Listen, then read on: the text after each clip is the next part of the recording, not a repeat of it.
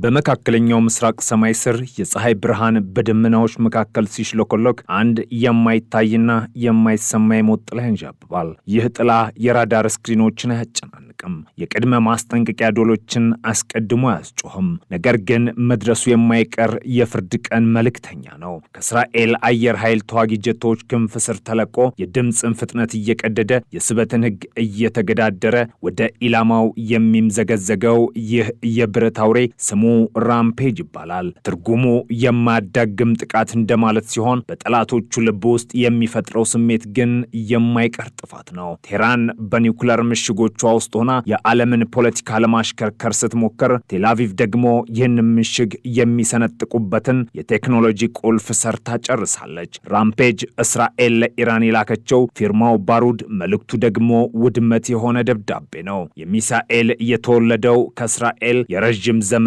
የህልውናው ስጋትና ከምህንድስና ጥበብ ውህደት ነው። የኢራን ሪፐብሊክ በሩሲያ ሰራሽ ኤስ-300 እና ኤስ-400 የአየር መከላከያ ስርዓቶች ሰማይዋን አጥራ ማንም ሊነካኝ አይችልም ብላ በምትኩራራበት ወቅት የእስራኤል ኤልቢት ሲስተምስ እና የእስራኤል ኤሮስፔስ ኢንዱስትሪ መሐንዲሶች በዝምታ ክፍል ውስጥ ሆነው የሂሳብ ቀመር ሲፈቱ ነበር። ጥያቄው አንድ ነው። አንድ አውሮፕላን ወደ ጠላት ክልል ሳይገባ ከሩቅ ሆኖ የጠላትን የአየር መከላከያ ራዳር አታሎ የተመሸገን ኢላማ እንዴት በዜሮ ስህተት መምታት ይችላል የሚል። መልሱም ራምፔጅ ሆነ። የራምፔጅን አስፈሪነት ለመረዳት ስለ ፍጥነትና ስለ ርቀት ያለን ግንዛቤ መቀየር አለብን። የሚሳኤል ሱፐርሶኒክ ነው። ከድምፅ ፍጥነት በላይ ይጓዛል። ነገር ግን ፍጥነቱ ብቻ አይደለም ገዳይ የሚያደርገው የሚወነጭፍበት መንገድ እንጂ። በተለምዶ ሚሳኤሎች ከምድር ይተኮሳሉ። ራምፔጅ ግን ከአየር ወደ ምድር የሚተኮስ ነው። ይህ ማለት ተዋጊ አውሮፕላኑ ለምሳሌ ኤፍ-15፣ ኤፍ-16 ወይም ኤፍ-35 በከፍተኛ ፍጥነትና በከፍተኛ ከፍታ ላይ ያለ ሚሳኤሉን ይለቀዋል። ሚሳኤሉ ከአውሮፕላኑ ሲላቀቅ ቀድሞውኑ ያለውን የአውሮፕላኑን ፍጥነትና የከፍታ ጉልበት ይወርሳል። ከዚያም የራሱን ሮኬት ሞተር በማስነሳት ወደማይገመት ፍጥነት ይሸጋግራል። በዚህ ፍጥነትና ከዛ ከፍታ ላይ ሆኖ በአንድ የተወሰነ አንግል ወደ መሬት ሲምዘገዘግ ለጠላት ራዳሮች እሱን ለመለየትና ለመጥለፍ የሚኖራቸው ጊዜ በሰከንዶች የሚቆጠር ነው። አይን ጠቅሶ እስኪገለጥ ራምፔጅ ኢላማውን አጋይቶታል። የዚህ ሚሳኤል ስትራቴጂካዊ ፋይዳ ስታንድ ኦፍ ዌፐን ወይም ከአደጋ ክልል ውጭ ሆኖ መምታት በሚባለው ጽንሰ ሐሳብ ላይ የተመሰረተ ነው። እስራኤል ኢራንን ለማጥቃት ስታስብ ዋናው ስጋቷ የኢራን የአየር መከላከያ ሚሳኤሎች ናቸው። የኢራን ጸረ አውሮፕላን ሚሳኤሎች የእስራኤልን ጄቶች ለማደን በተጠንቀቅ ቆመዋል። ነገር ግን ራምፔጅ ይህንን እኩልነት ያዛበዋል። የእስራኤል ጄቶች የኢራን የአየር መከላከያ ክልል ውስጥ መግባት አይጠበቅባቸውም። ከኢራን ድንበር ውጭ ወይም ደህንነቱ የተጠበቀ ርቀት ላይ ሆነው ራምፔጅን ይለቁታል። ሚሳኤሉ ብቻውን ወደ ሲኦል ይገባል። አውሮፕላኑ በሰላም ወደ ቤዝ ይመለሳል። ሚሳኤሉ ግን የኢራንን ወሳኝ የመገናኛ ማዕከል፣ የራዳር ጣቢያ ወይም የኒውክለር ማብላያ አድኖ ያጠፋል። ያለ መስዋዕትነት ድል የሚባለው ወታደራዊ ህልም በራምፔጅ አማካኝነት እውን ሆኗል። የራምፔጅ ቴክኖሎጂ የአሜሪካና የእስራኤልን ወዳጅነት ወደ ጥገኝነት ሳይሆን ወደ ስትራቴጂካዊ አጋርነት የቀየረ ክስተት ነው። አሜሪካ ለእስራኤል የኤፍ-35 ላቲንግ አውሮፕላኖችን ስትሸጥ የቴክኖሎጂ የበላይነቷን ለማረጋገጥ ነበር። ነገር ግን እስራኤል በኤፍ-35 ላይ ብቻ አልተወሰነችም። ለአሜሪካው ጀት እስራኤላዊ ሰይፍ ሰራችለት። ራምፔጅ በኤፍ-35 ላይ ሲገጠም ውጤቱ አስደንጋጭ ነው። ኤፍ-35 በራሱ በራዳር የማይታይ አውሮፕላን ነው። የማይታይ አውሮፕላን በከፍተኛ ፍጥነት የሚምዘገዘግና በራዳር ለመያዝ አስቸጋሪ ሆኖ ራምፔጅን ተሸክሞ ሲመጣ ለኢራን መከላከያ ሚኒስቴር የሂሳብ ስሌቱ የተወሳሰበ ይሆናል። አውሮፕላኑን አያዩትም። ሚሳኤሉን የሚያዩት ደግሞ ሊፈነዳ ሲል ነው። ይህ ውህደት ነው አሜሪካን ከእስራኤል ጎን በጽኑ እንድትቆም የሚያደርጋት። አሜሪካ የእስራኤልን የቴክኖሎጂ አቅም እንደ ራሱ አቅም ትመለከተዋለች። በፔንታጎን ኮሪደሮች ውስጥ ራምፔጅ እንደ ምርጥ አማራጭ ይወሰዳል። ኢራን ቀይ መስመር ስታልፍ አሜሪካ ወታደሮቿን ሳትልክ እስራኤል በራምፔጅ አማካኝነት ስራውን እንድትጨርስ መፍቀድ ለዋሽንግተን በትንሽ ወጪ ትልቅ ጂኦፖለቲካዊ ትርፍ ነው። ሚሳኤሉ ወደ 4.7 ሜትር የሚጠጋ ርዝመትና ግማሽ ቶን የሚጠጋ ክብደት አለው። ይህ ግዝፈት ሲታይ እንደ ሎሚ የሚወረወር ቀላል ነገር አይደለም።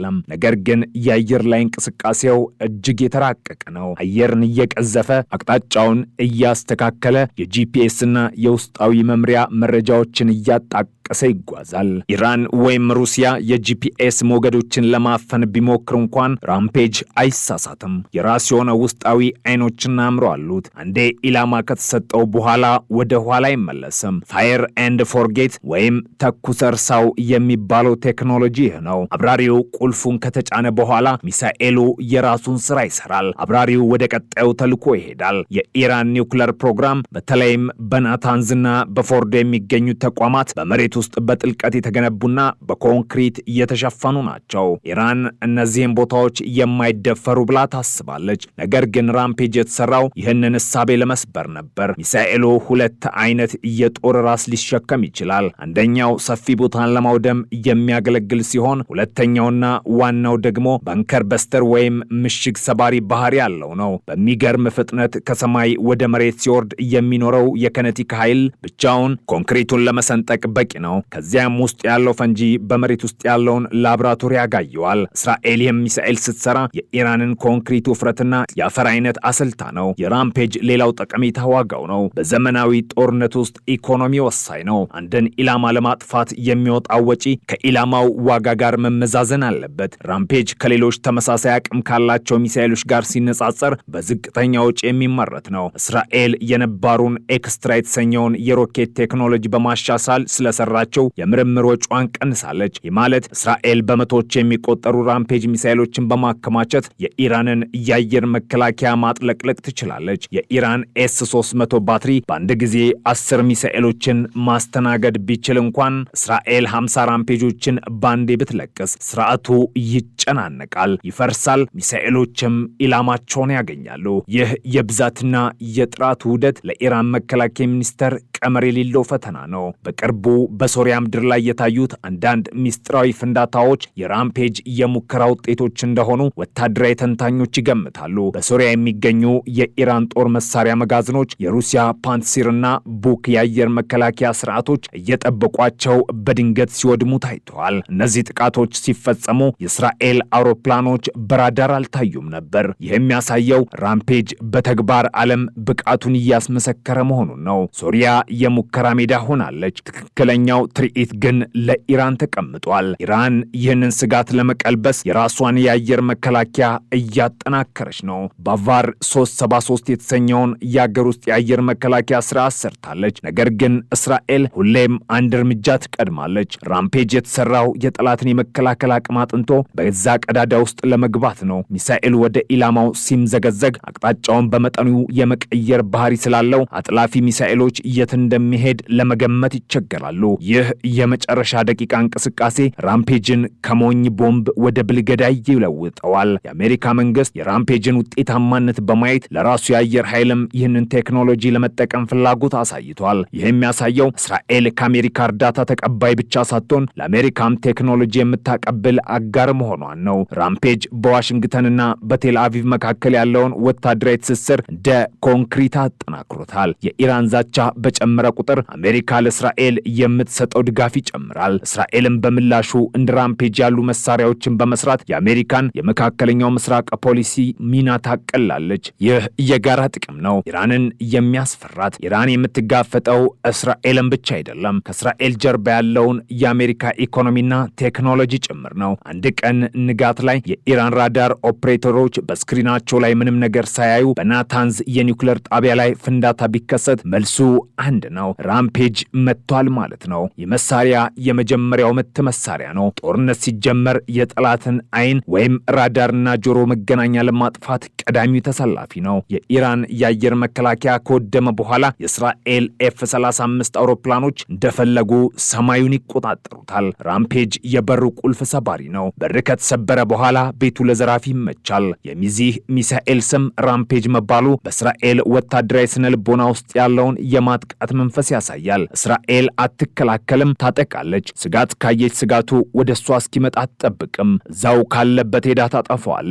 ራምፔጅ የዚህ ዶክትሪን አካላዊ መገለጫ ነው። ከረጅም ርቀት በከፍተኛ ፍጥነት ያለምንም ምህረት መምታት ለኢራን አብዮታዊ ዘብ ጠባቂዎች የሚሳኤል የማያባራ ራስ ምታት ነው። መጋዘኖቻቸው ከመሬት በታች ቢደብቁ ራምፔጅ ቆፍረዋል። በተራራ ቢያርቁ ራምፔጅ ይደርስበታል። በራዳር ቢጠበቁ ራምፔጅ ያታልለዋል። የትም መሸሸጊያ የለም። በዓለም አቀፍ የጦር መሳሪያ ገበያ ራምፔጅ አነጋጋሪ ሆኗል። ብዙ ሀገራት ይህንን ቴክኖሎጂ ለማግኘት ከእስራኤል ጋር እየተደራደሩ ነው። ይህ ደግሞ ለእስራኤል የዲፕሎማሲና የኢኮኖሚ ድል ነው። መሳሪያዎቿን በመሸጥ አዳዲስ ወዳጆችን ታፈራለች። ኢራን በምትገለልበት ወቅት እስራኤል በራምፔጅ አማካኝነት በዓለም ዙሪያ አጋሮቿን ታበዛለች።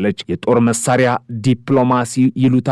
ይህንን ነው። ራምፔጅ ብረትና ፈንጅ ብቻ አይደለም። እርሱ የመካከለኛው ምስራቅ የኃይል ሚዛን ጠባቂ ነው። እስራኤል በትንሽ የጂኦግራፊ ስፋት ውስጥ ሆና በዙሪያ ያሉትን ግዙፍ ጠላቶች የምትመከተው እንደ ራምፔጅ ባሉ የቴክኖሎጂ ተአምራት ነው። ቴህራን የእስራኤልን ካርታ ለማጥፋት ስትዝት፣ እስራኤል ደግሞ ቴህራንን በጨለማ ውስጥ ለመምታት ራምፔጅን ታዘጋጃለች። ይህ የድመትና አይጥ ጨዋታ በራምፔጅ ፍጥነትና አውዳሚነት ምክንያት ወደ አንበሳና ውሻ ጨዋታ ተቀይሯል።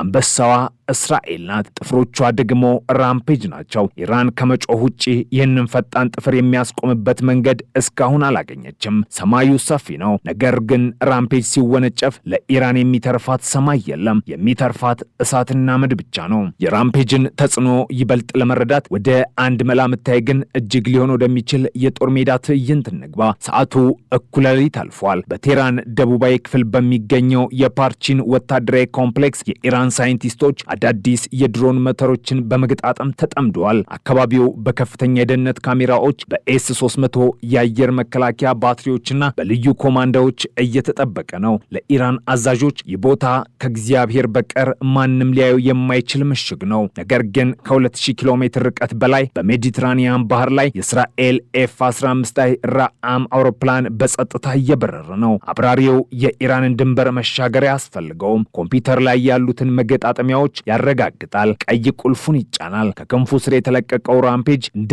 አዳኝ ጭላት ወደ ታች ይወርዳል። በዚህ ቅስበት የኢራን ራዳሮች ሰማዩን እየቃኙ ነው። ነገር ግን ራምፔጅ የሚመጣበት ፍጥነትና አንግል ለራዳሮች የሞት ዘን ነው። ሚሳኤሉ የድምፅን ፍጥነት እየሰነጠቀ ሲወርድ በፓርቺን ጣቢያ ላይ የነበረው ሰላማዊ ድባብ በሲኦል ድምፅ ተቀደደ። ማስጠንቀቂያ የለም፣ ሳይረን የለም። ድንገት ጣሪያው ተሰነጠቀ። የኮንክሪት ግድግዳዎች እንደ ወረቀት ተቀደዱ። ሚሳኤሉ የያዘው ዘመናዊ ፈንጂ ህንፃውን ከውስጥ ወደ ውጭ አፈራረሰው። የድሮን ማምረቻው ተቃጠለ። ደቂቃዎች ሳያልፉ የእስራኤል አውሮፕላን ወደ ቤዝ እየተመለሰ፣ የኢራን ጀነራሎች ደግሞ በፍርስራሹ መካከል ሆኖ ምን መታን እያሉ ግራ ይጋባሉ።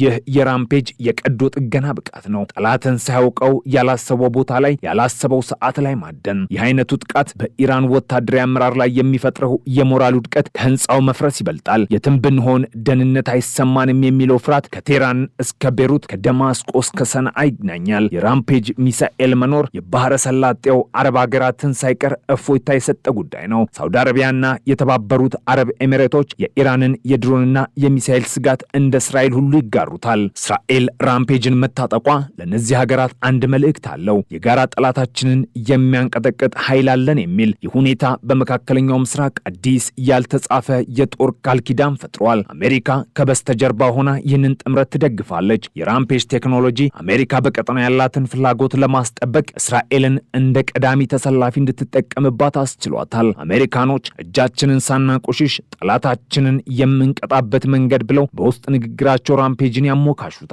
ለኢራን ይህ የከፋ ዜና ነው። ምክንያቱም የምትዋጋው ከአንዲት ትንሽ ሀገር ሳይሆን ከግዙፍ የቴክኖሎጂና የዲፕሎማሲ መረብ ጋር መሆኑን ራምፔጅ በግልጽ ያሳያል። ወደፊትስ የራምፔጅ ዝግመተ ለውጥ ገና አልቆመም። እስራኤል አሁን እየሰራችበት ያለው ቀጣዩ ምዕራፍ ሚሳኤሉን ከሰው ሰራሽ አስተውሎት ጋር ማዋሃድ ላይ ነው። ይህም ማለት ራምፔጅ ወደ ኢላማው ሲሄድ አቅጣጫውን በራሱ ከመወሰን አልፎ በመንገድ ላይ የሚያጋጥሙትን አዳዲስ አደጋዎች፣ ለምሳሌም የጠላት ሚሳኤል መከላከያዎችን በራሱ ውሳኔ እያለፈ ወይም ኢላማውን ቀይሮ ይበልጥ አደገኛ የሆነውን በመምረጥ መምታት ወደሚችልበት ደረጃ እያደገ ነው። የሚያስብ ሚሳኤል ኢራን ዛሬ ያለውን ራምፔጅ መመከት ካልቻለች ነገ የሚመጣውን በኤአይ የሚመራ ስሪት እንዴት ትቋቋመዋለች? የጥያቄ የፋርስን ግዛት እንቅልፍ ነስቶታል። የራምፔጅ መድረክ እየሰፋ ነው። እስካሁን ከአውሮፕላን ብቻ ይተኮስ የነበረው ሚሳኤል ወደፊት ከመርከብና ከመሬት ተሽከርካሪዎችም እንዲተኮስ እየተደረገ ነው። ይህ ለእስራኤል ስትራቴጂካዊ ተለዋዋጭነት ይሰጣል። አውሮፕላን ማረፊያዎች በጠላት ቢወድሙ እንኳን ከባህር ሰርጓጅ መርከብ ወይም ከጭነት መኪና ላይ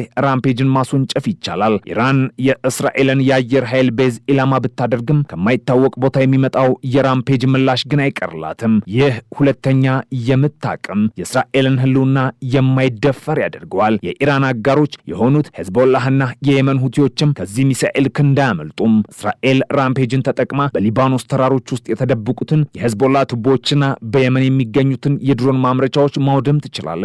ርቀቱና ትክክለኛነቱ እስራኤል ድንበሯን ሳትለቅ እጆቿን ዘርግታ በሩቅ ያሉ ጠላቶቿን አንገት እንድታንቅ ያስችላታል። ይህ ነው የረዥም እጅ ስትራቴጂ። ጠላት ወደ አንተ ከመምጣቱ በፊት እዛው ቤት ውስጥ እያለ መምታት። ራምፔጅ በብረት በኤሌክትሮኒክስና በባሩድ የተገነባ የጥፋት ማሽን ብቻ አይደለም። እርሱ የእስራኤል የህልውና ዋስትና ነው። በጠላቶች ተገባ በጠባብ መልክዓ ምድር ላይ የምትኖረው ይህች ሀገር በቁጥር የሚበልጣትን ጠላት የምታሸንፈው በጭንቅላት ብልጫ ብቻ ነው። ራምፔጅ የዚህ ብልጫ ውጤት ነው። ኢራን በሚሳኤል ብዛት ስትመካ፣ እስራኤል በሚሳኤል ጥራትና ብልህነት ትመካለች።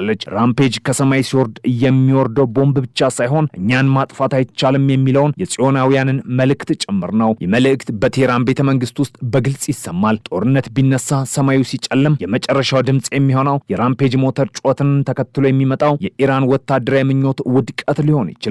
ዓለም ይህንን ቴክኖሎጂ ተአምር በስጋትና በአድናቆት ይመለከተዋል። ምክንያቱም ራምፔጅ የዘመናዊውን ጦርነትን ፊት ለዘላለም ቀይሮታልና።